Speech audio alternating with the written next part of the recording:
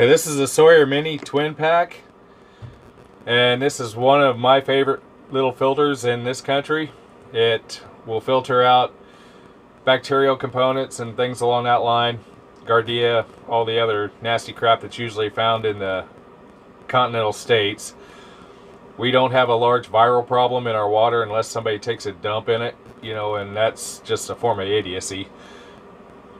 There's a lot of those out there, but in most cases that's not an overly large worry. So this will be quite adequate in the continental United States. And you can they'll filter up to 100,000 gallons. You need to back flush them every now and again, depending on how much sediment and crap you get built up in the little filters. And they talk about, you should be able to see this, that's their filter setup. It's basically fibers that the water's going through and coming out through the little pores and things along that line. You can use this as a straw with the included bag in the kit on top of a bottle. There's multiple ways you can use this, which makes it kind of nice. You're not stuck with one way. You can actually screw it into some taps, and it'll take, I think they'll take up to 40 pounds of pressure, which is pretty good to filter water.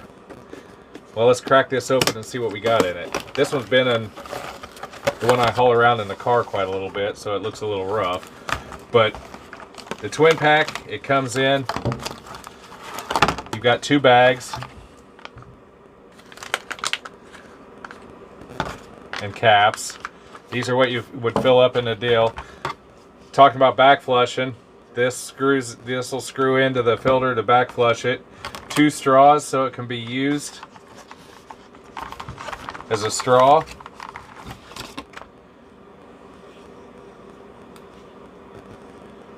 You have your flow.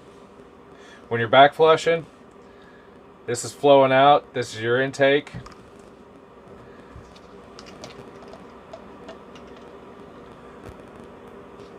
You'll screw it in there, fill this up with clean water, and blast it back through, and you'll blast all the nasty back out. This sets up. You fill this up with your lake water, river water, unfiltered water, whatever you want. Screw this in tight, and then start squeezing the water out, and it'll start flowing out into your container, cup, canteen, however you like. Whatever you want to store it in. You could even drink it straight out that way. Water bottle, it'll screw in the same way, which is a good thing. This you can hook in, shove the straw in here, and then put that into your water that you're trying to drink out of and actually use it like a straw. So you have multiple ways. You can take a regular water bottle and screw it in there after you fill it up and squeeze it through, or drink out of it, such as it is. And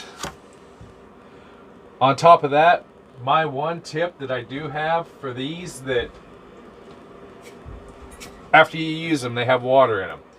This time of year, it's cold. It can get damn cold. If these freeze, you're screwed. It'll break the inside, and then they're absolutely no good. Most people will keep them in their sleeping bag, whatnot, and if you know, so long as I remember, to keep them warm. In a pocket, in close to your body. Keep it for the warmth. My trick is you take an insulated water bottle, and a good one, not one of the cheap Chinese pieces of crap that maybe work, maybe don't, and you can take, I'd heat it up a little bit around a fire or with your body just to warm up the inside. Put your filter inside. You can close it back up.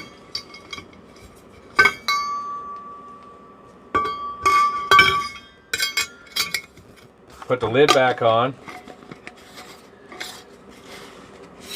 And then it won't freeze. A good water bottle anyway, like during the daytime when you're moving about and stuff like this will keep your water from freezing anyway. But at night, if you put your filter in there, it shouldn't freeze. I've never had anything freeze. You can take these and test them. Put a little bit of water in there, put it in your refrigerator for a day, or in your freezer, I mean, for a day. And if the water's frozen, then you need a different sort of bottle. These bottles, There's several different sorts that I have used that will not freeze like that in normal conditions, or even in cold conditions. In really stupid cold conditions like way up north, oh, that's kind of iffy. I haven't tested like that. I've thrown them in a freezer. They've been in my car in like silly cold conditions. I'll put the names of several water bottles that I have tested like that up on. This is one that I've had water in several days in sub-zero weather, and it hasn't froze in the car. So this does work. It is, I've never really seen that idea out and about, but it does work. And I do like an insulated water bottle. Granted, a lot of people sit there and whine and cry that they won't carry it because you can't boil water in it. Okay, so carry a single wall filter or bottle that you can.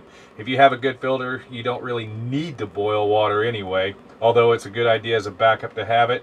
This way though, it will keep your primary with the triple wall insulated. In case you do forget to put it in your sleeping bag with you, this will keep it alive to where you're not blowing your guts out the next 3 days of your vacation because you drank bad water.